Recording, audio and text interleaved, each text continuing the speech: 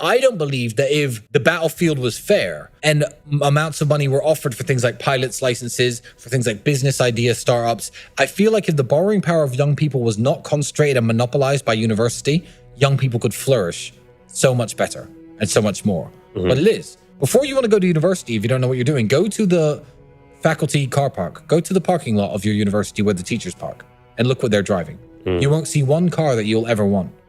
Ever. So these are the people who are teaching you. These are the people who you're listening to. If you're not sure, don't go. Yeah. If you're not sure, don't do it. Imagine the university to be a girl at the end of a drunken night out. You get back home, you know, if you're not sure, you don't think you should do it, you definitely shouldn't. What advice would you give to people who are just like chronic procrastinators? That are just not taking action. Yeah, the advice is very simple. I have the perfect piece of advice for them. It's have fun staying poor. Have fun staying poor. You're never going to make it. I don't care. Because if you can't look at your Instagram and think, you know what, maybe I should get into shape. If you can't look at my Instagram and think, you know what, maybe I should make some money. And you literally, with all the inspiration shoved in your face nowadays, I mean, you are sitting in this luxury apartment in Dubai overlooking the ocean. I don't even know what day is it. What day is it? What day it is? Sunday. On a Sunday afternoon. Like, this is what we do. If you can't watch people like us, if you're watching this podcast and think I need to do something and you're a procrastinator, good. I don't care. Have fun staying broke. Because like you said, I need someone to wash my cars. I need people like you. So not everyone can make it to the top, and there's no help for those people who can't motivate themselves. If you can't pay your bills, you know, it's hard to pay your rent, you're eating the crappiest food, you're driving the crappiest car, all the beautiful women in the world don't look at you, you can't afford any nice clothing, and you're sitting around thinking, oh, well, you know, just a few more hours playing Fortnite, then that's your station in life, and enjoy it.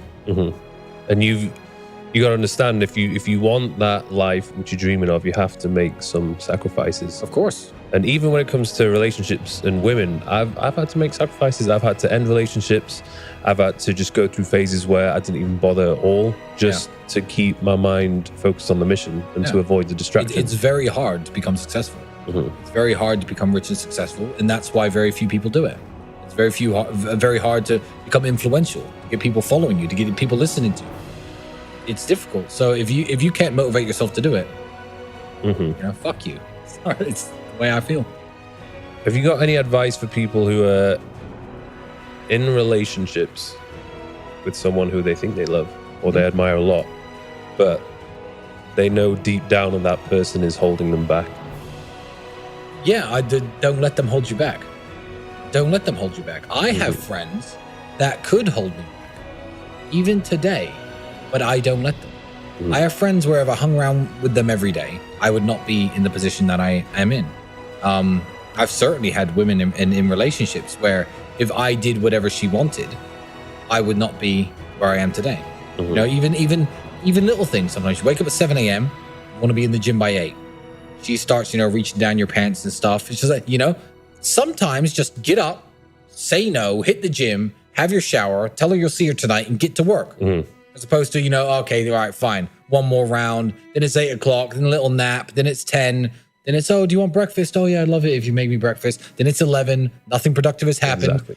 You have to be the man in your relationship. And if you're the man, you do what needs to be done, not necessarily what you want to do. So I'm not saying you have to break up with your girlfriend. I'm saying you have to change the dynamic. She's not the boss of you, even when things are pleasurable and nice. Because believe me, if I could be in the exact same physical condition, in the exact same financial condition, and all I had to do was lay around on my couch with beautiful women watching Netflix and getting blowjobs, believe me, I'd do that. But you can't. No. That isn't an option. So, you know, don't let your girlfriend make you feel too comfortable, and just don't fall into the trap of enjoying it too much and enjoying the pleasure too much. Make room in your life for the discomfort. So keep your girlfriend. It's fine, but just don't. It's happened so many times with me in the past where I spend too much time with him. I end up just becoming like just soft, losing the discipline. And even like, say for example, you know, you have a bit of action in the morning, you bust a nut, and you try to go and train legs after that. Like, it's just, I'm not really in the mood to train legs. I'm too chilled out. Exactly. So you have to make life hard for yourself because no one else is going to do it. No one else. I'm certainly not going to come into your room at 7:30 and kick your door down and say, I don't know what your name is, Steven from Los Angeles. It's time to get your life in order. Let's get up. Let's hit the gym. You're not going to, I don't care about you. No one cares about you that much. You should care about yourself that much. And in which case you can't let women make you feel too comfortable, because it's not something they do on purpose to stop us, but I feel like it's a woman's natural instinct to want as much of your energy as possible. Yeah. And she's happiest when she gets the most energy from you as possible. A woman wants nothing more than you to be at home with her all day long, talking to her all day long, watching movies with her all day long, and have sex with her 5 times a day. That's a woman's dream. And you know what? By all means, do that once you have $100 million. But don't do it now. Yeah. Yeah, I like to have that time, because in a way it's the rare time where I can actually switch off. Yeah. And I think it's important for me to just switch off every now and then, but not too much. Because if I switch off for too long, then obviously everything just starts going to shit. You lose your edge. Yeah. But I've found from my experience, it's usually going to go better for me if I'm seeing someone who has their own shit going on. Yeah. If they don't even have to be making loads of money, but they just have to have some passion for something, have something which they go off and do on a day-to-day basis, so that they're not always so demanding of your time.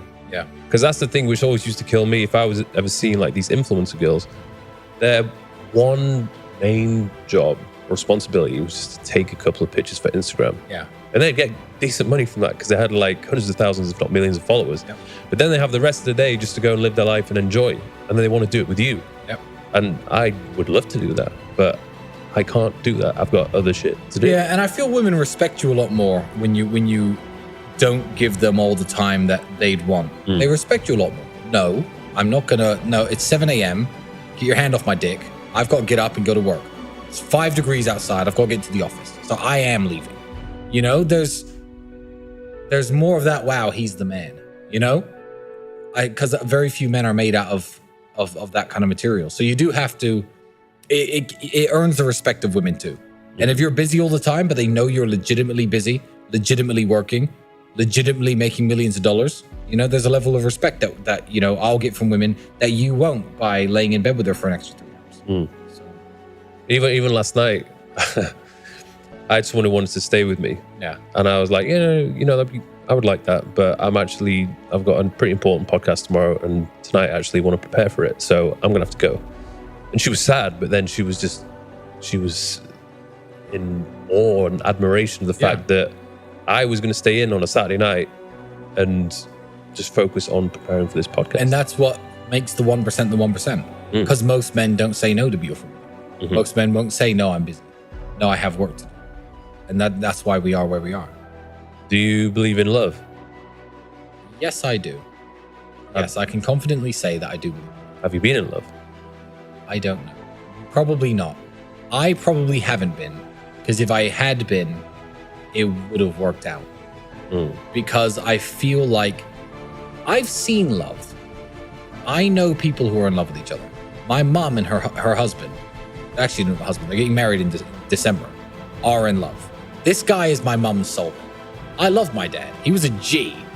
But being a G and being a good husband are two very different things. You know, I see love all the time, and I know people who've been with their, you know, wives since, you know, 30, 40, 50 years. And, you know, it obviously does exist, and it is very real. I've probably thought I was in love a few times, but I don't know. I just It's hard to define what it is. It's hard to define what it is. And I believe it's probably, people's brains are wired differently. My mind does not work the same as yours. It does not work the same as a woman's mind. That's for sure. So who is anyone to say what love is and what love isn't? I can say maybe I haven't been, although I thought I was at the time, but maybe I was.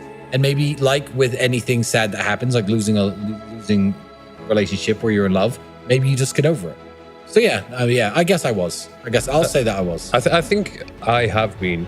I don't know what the true definition is. Yeah. But it was like I had been possessed by this drug of some sort, where like time didn't exist and I was just completely obsessed with this one person. It's happened, I think, twice before And I don't know if it was just like really strong affection or admiration for someone, or whether it was actually love. But I feel like that was probably the closest it would ever be to it. Yeah, but even last time that happened to me, it only lasted a few weeks. Yeah, same with me. It was weird. It was not like it lasted for 6 months. Yeah, I thought it would do, but it was like very strong, and then it kind of tapered off. And then I was just thinking, well, where the hell did that go? Like, why is it not always going to stay like that? I think everybody has different experiences. I mean, look at it this way. If I were to say, take 10 people you know randomly, name them, just think of them in your head. Mm-hmm. Think of them when they're angry. They all behave differently, don't they? Some people are smashing things up, kicking through windows. Some of them are just calm. Some of them sit there and look very serious. Think of them when they're sad. Some of them are very blank faced. Some of them you wouldn't know. Some of them go a bit quiet. Some burst into tears. So obviously, normal emotions that we all understand very well can be expressed by 10 different people in 10 different ways. But love, people act like it's one consistent thing that everybody feels, like some magical spell, and it's the exact same feeling for every single person. It can't be, because anger isn't, sadness isn't, happiness isn't. So yeah, you're right. It is different. It has to be. I don't know if I want to experience it again. I'm happy I did, but the thing which I'm scared of is when I get so distracted by something like that. Like, I remember at that point in time, I didn't care about anything. Yeah. I didn't care about money. I didn't care about work. Even my friends. Like, I was that guy that pied off my friends because I just wanted to be with this girl. And I don't think I want to experience that again. Yeah, I certainly wouldn't want that. I certainly would not want that. I hope that never happens. I think I'm much happier. I feel now, even though it sounds quite sad, just being more cold. Oh yeah, no, that's the key to happiness. Yeah, I guess with women it is, certainly. Especially the way that the world has changed. It's very different from the 1950s. You know, you fall in love with your high school sweetheart and it's fine. Women out there in the world, some of them are scary. Women talk about all the time about, oh, well, this boy's a fuck boy, or this guy's toxic, or this guy's that. No. There are women out there who are terrifying. You don't want to mix up with them. Like in ancient Greek mythology, the sirens, you know, they're beautiful and they have beautiful singing voices, but they'll eat your heart, you know? There are women out there who I feel sorry for men when I literally date and have met women like this, but I've never really got attached to any of them, but I know who the killers are.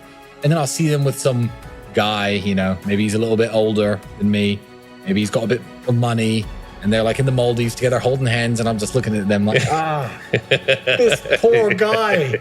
It's not going to end well, my brother. But, you know, whatever. Let them play their game.